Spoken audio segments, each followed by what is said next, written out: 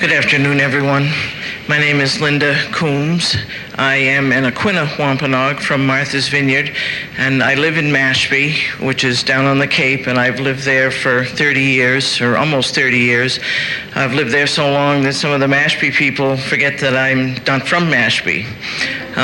So I confuse a lot of people. I'm the Associate Director of the Wampanoag Indigenous Program at Plimoth Plantation, and I'm accompanied today by three of my colleagues, both from our exhibit site and our education department. And the Wampanoag program has been at Plimoth Plantation for over 30 years. Seem to be rounding out around 30 here today. It must be a significant number.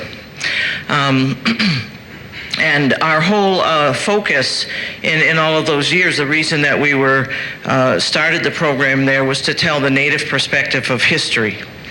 And in the telling of American history in the schools and even at the college level, there's been a lot of omissions, a lot of distortions, and our charge at the plantation is to try to correct that, and that's a huge undertaking. So hopefully it's like a pebble in the pond, and it'll have ripples.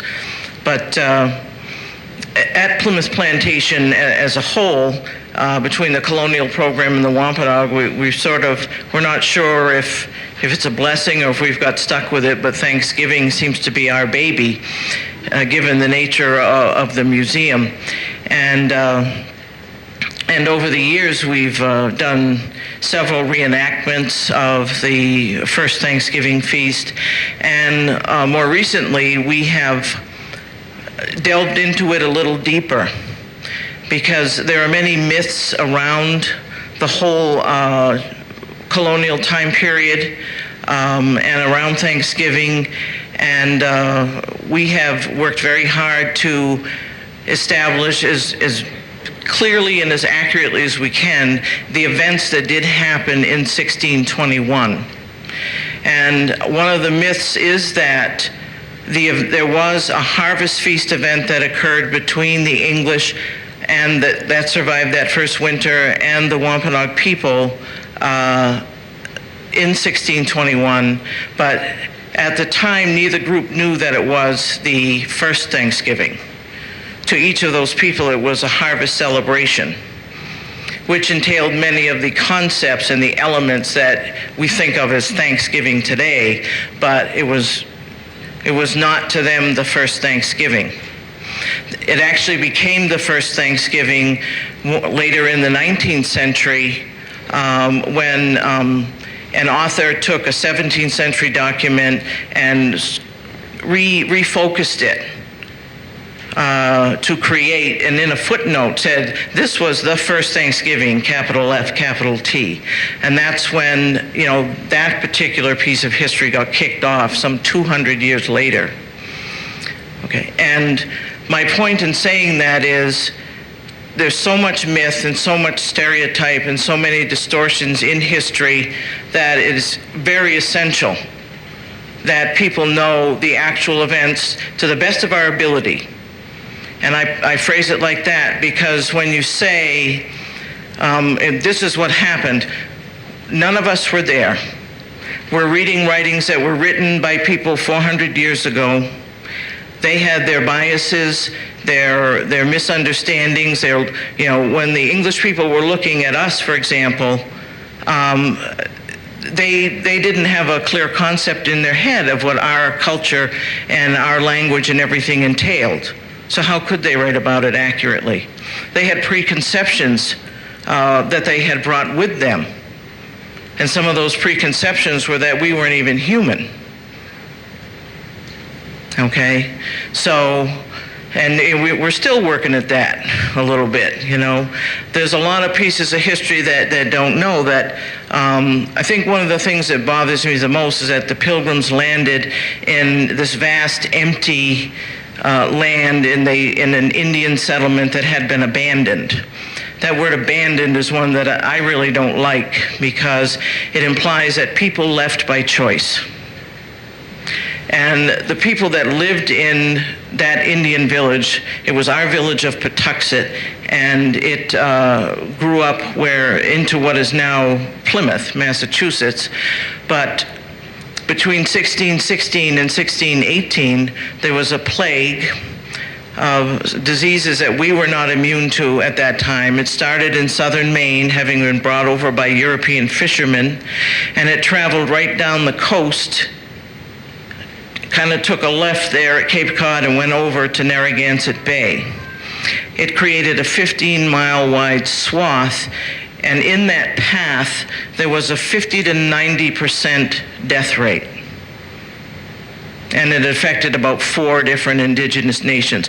A lot of people don't know this. They're, oh, well, why didn't you shoot the Pilgrims when they were getting off the boat? Well, we were a little busy dying and trying to recover from that, which isn't really easy, you know. There were many instances of English sea captains kidnapping our people up and down the coast, you know, down into what is now Virginia, wherever. And Squanto was one of those people, which is why he spoke English, because he was gone for about 5 years. When Squanto came back to Patuxet, he found a village that was completely wiped out by this plague. So everything he'd known before he was kidnapped was gone.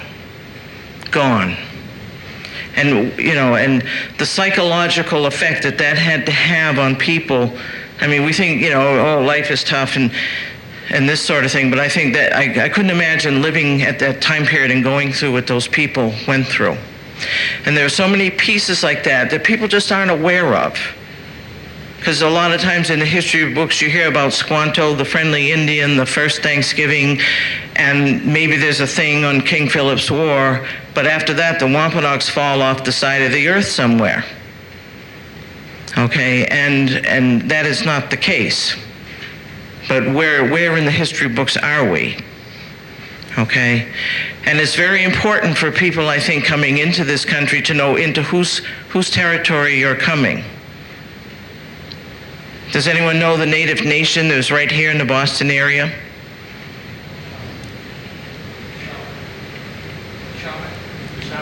Shawmut was one of the villages of the nation. Well, it's kind of an easy one. I know you'll be able to remember it. It was the Massachusetts people. Had a whole state named after them. There are Massachusetts people left. Okay? And the Wampanoag people, you know, our territory was roughly from the North River, which is down in Pembroke, Marshfield, where we bordered with the Massachusetts. The Massachusetts were so linguistically the same as us that, you know, we're very close relatives. And I'd like to say one thing about the language, which we have a language reclamation project which has been ongoing for 10 or 12 years now. And the girl who has been spearheading this effort, Jessie Baird from Mashpee, she talks about how just the way the language is structured, it's so respectful and so polite, and you know, when you're speaking to another person, you know, they went through this whole thing to like not offend, and that was built into the thinking, you know, and it was the same way with ceremony.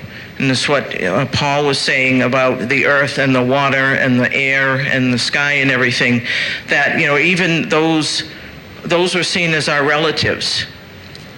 And water was, you know, not disturbed because it was made by the same creator that made us. Same with the earth and the air. And obviously we need those things to live.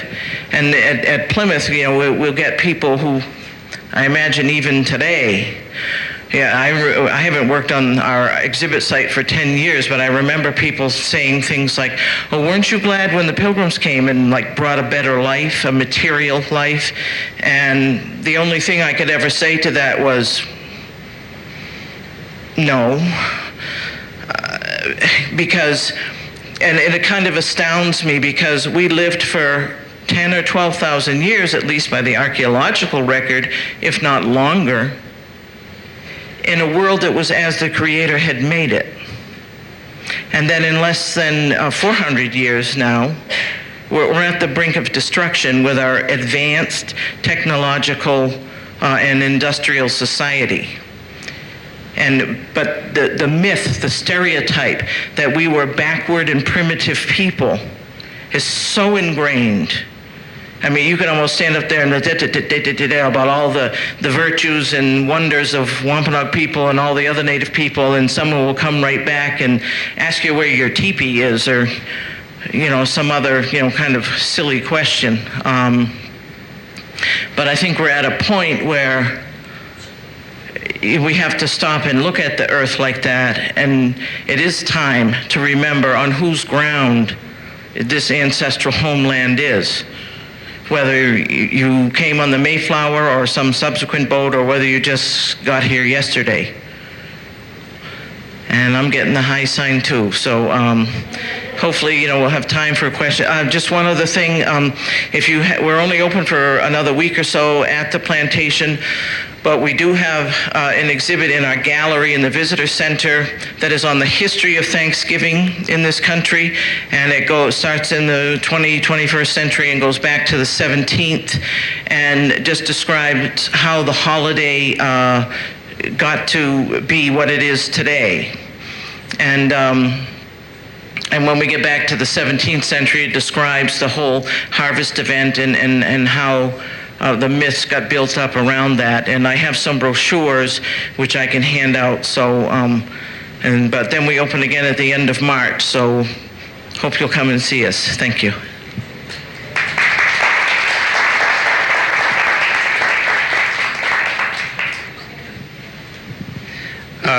I'd like to just acknowledge the North American Indian Center of Boston and its executive director, Joanne Dunn, who just joined us, and several members of her board and her family.